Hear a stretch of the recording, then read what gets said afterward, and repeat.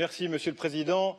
Monsieur Van de Ven, un homme politique français mort pour sa cause en 1914, Jean Jaurès, a dit « Le courage, c'est de chercher la vérité et de la dire ». Eh bien, aujourd'hui, à travers ce rapport, vous la dites cette vérité. Vous la dites grâce à votre opiniâtreté, vous la dites grâce à la compétence des services du Conseil de l'Europe et de son Assemblée parlementaire, et vous la dites grâce à l'état de droit, grâce à la démocratie et grâce à la puissance publique. Et donc je retire de votre rapport plusieurs éléments dont certains de mes collègues ont parlé ici. Tout d'abord, le premier élément, c'est effectivement qu'on n'a pas besoin de moins d'État, mais de plus d'État et de mieux d'État dans cette cause qu'est la lutte contre le blanchiment, et j'y adjoindrai la lutte contre la fraude fiscale et l'évasion fiscale quand on voit les sommes que cela représente, et j'y reviendrai dans ma conclusion.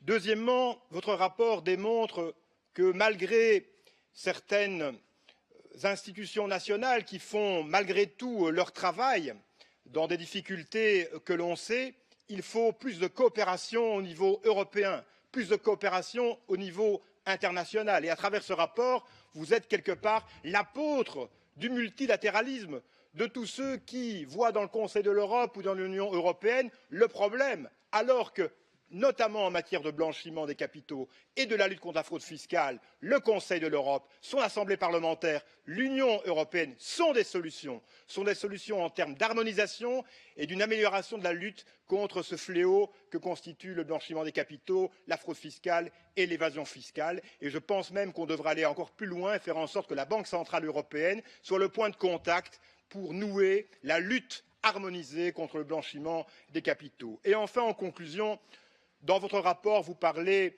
de 80 milliards de dollars qui se seraient évanouis dans la nature, mais on sait où ils sont allés, en tout cas plus ou moins.